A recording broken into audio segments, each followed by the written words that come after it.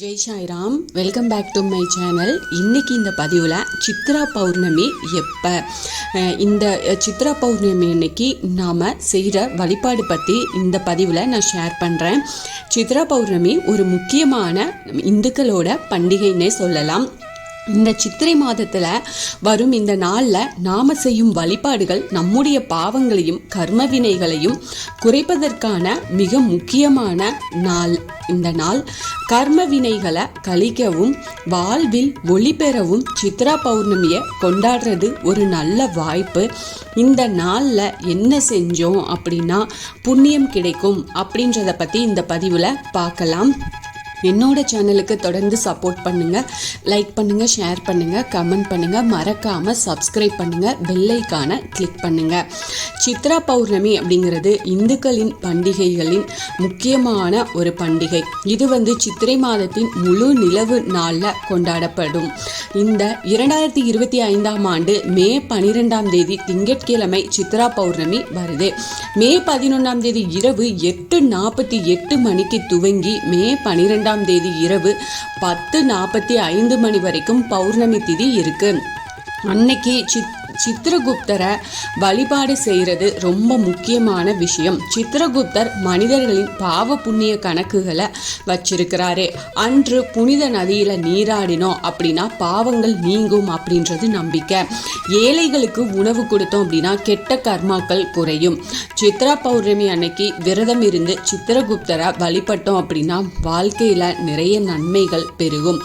சித்ரா பௌர்ணமி ஏன் முக்கியம் அப்படின்னா, இந்த சித்ரா பௌர்ணமி நாளில் சூரியனும் சந்திரனும் ஒன்று சேர்றாங்க.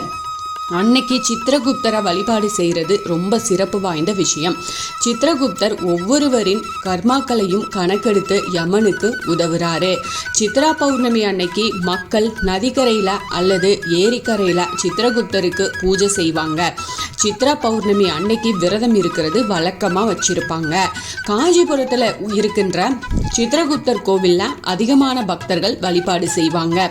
நல்ல மற்றும் கெட்ட கர்மாக்களை சமநிலைப்படுத்த தவறினா மீண்டும் பிறப்பு எடுக்கும் நிலை ஏற்படும் அப்படின்றது ஒரு நம்பிக்கை இருக்கு. இந்த சித்ரா பௌர்ணமி கதை என்ன அப்படின்னா, ஒரு முறை தேவர்களின் தலைவனான இந்திரன் தேவகுருவான குரு பிரகஸ்பதியை அவமதிச்சிருக்கான். அதனால இருவருக்கும் இடையே வாக்குவாதம் ஏற்பட்டிருக்கு. குரு பிரகஸ்பதி இந்திரனை பூமிக்கு போய் பாவங்களை குறைக்க சொல்லியிருப்பாரு. இந்திரனும் குருவின் சொல்படி பூமிக்கு வந்தான். பூமியில கடம்ப மரத்தின் கீழே ஒரு சிவலிங்கத்தை பார்ப்பாரு. சிவபெருமான் தான் தனது பாவங்களை குறைக்க உதவக்கூடியவர் அப்படின்றத உணர்ந்திருப்பாரு. உடனே தாமரை மலர்களை கொண்டு சிவனை வழிபாடு செஞ்சிருப்பாரு. இந்த சம்பவம் சித்திரை மாத பௌர்ணமி அன்னைக்கு மதுரையில் நடந்திருக்கும். அதனால பக்தர்கள் மதுரையில் இருக்கிற மீனாட்சி அம்மன் கோவிலில் அன்னைக்கு பூஜை செஞ்சு வழிபாடு செய்வாங்க. சித்ரா பௌர்ணமி பூஜையோட பலன்கள் பார்த்தோம் அப்படின்னா, சித்ரா பௌர்ணமி அன்னைக்கு பூஜை செஞ்சால் கெட்ட கர்மாக்கள்ல இருந்து நிச்சயமாக விடுபடலாம். தவறான செயல்களை செய்யாமல் உண்மை மற்றும் நேர்மை வழியில் நடக்கணும் அப்படின்றத இந்த நாள் நமக்கு நினைவூட்டுது.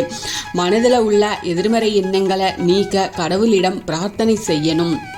பாவங்களை போக்குறதுக்கு சித்ரா பௌர்ணமி பூஜை செய்யப்படுது. சிலர் யாகம் செஞ்சு மந்திரங்களை உச்சரித்து கடவுளை மகிழ்விப்பாங்க. இந்த சித்ரா பௌர்ணமியை எப்படி கொண்டாடுறது அப்படின்னா, சித்ரா பௌர்ணமி அன்னைக்கு புனித நதிகளில் நீராடணும்னா பாவங்கள் நீங்கும் அப்படின்றது பெரிய நம்பிக்கை இருக்கு. கிரகதோஷங்கள் இருக்கிறவங்க சித்திரகுப்தரை வழிபட்டா அதன் தாக்கம் நிச்சயமா குறையும். அன்னைக்கு எண்ணெய் மற்றும் காரமான உணவுகளை தவிர்த்து ஒரு நாள் முழுவதும் விரதம் இருப்பாங்க. ஏழைகளுக்கு உணவு மற்றும் உடைகளை தானம் செய்யலாம். நவதானியங்களை சமைச்சு கடவுளுக்கு படைக்கலாம்.